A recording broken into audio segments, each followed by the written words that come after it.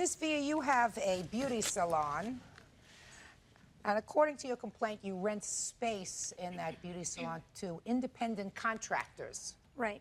Such as the defendant, who is a nail specialist. That's nice.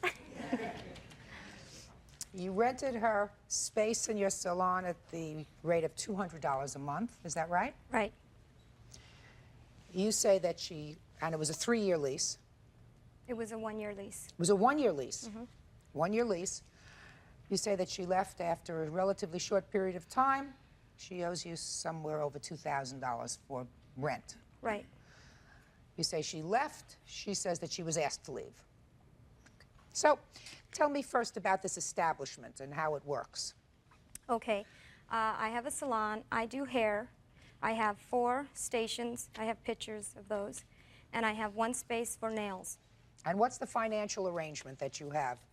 Basically, they just rent that space from me, and they take care of their insurance, their taxes,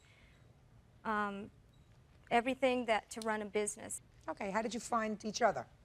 I went into a beauty supply store. I saw her nails. She does great nails. And I was looking for a nail technician at the time, and I asked her if she would be interested in booth renting a space for me.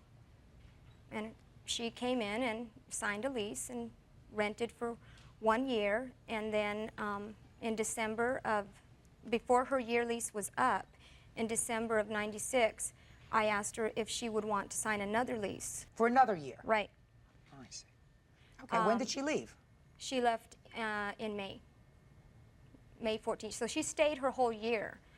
Now her new lease would have started May through May of '98, and that's the signed one that she has. Well, tell me your version of what the events were surrounding her leaving and breaking the second Actually, Your Honor, year's they lease. were very confusing. I had a staff meeting where I had 2 hair stations available, and I hired 2 hairdressers. So I had a staff meeting with 1 hairstylist and Erica, letting them know that there would be 2 hairstylists starting at Making Waves. Making Waves is the name of your shop. Right. Her reaction was very rude. She was obnoxious. Well, that's your interpretation of her actions. What did she say? What did she do? She said, "I will not work with white women. I'm prejudiced, and I do not like change." And I have a witness to that who heard that. I have 2. And so what did you say to her?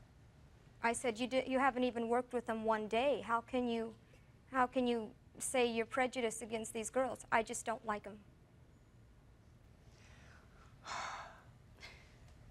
Okay, first of all, when I signed a contract going into a salon, not a church. And that's exactly what the salon turned into. Explain that to me. Well, she got religious, which is fine, that's her business. And she had the pastor there all the time. Who's the pastor? Right over there. And what were they doing? running their church out of the salon. What does that That's mean, not running their true. church out? Shh. That's not What true. does that mean, running their church out of the salon? They had their own phone line in there. The pastor was always there. The men's home, which is these men that they're trying to, from prison, that they're trying to turn over, I don't know, to make them better men, I guess. We're always there. Okay, these are men that have been in prison for really bad So they were crimes. coming into the salon. Right. So when I have a client sitting there, they're seeing this man there with all these tattoos on his neck, all these men. They don't want to be there. They're uncomfortable. My clients come in to get their nails done, not to be preached to. And what they do is preach God to my client.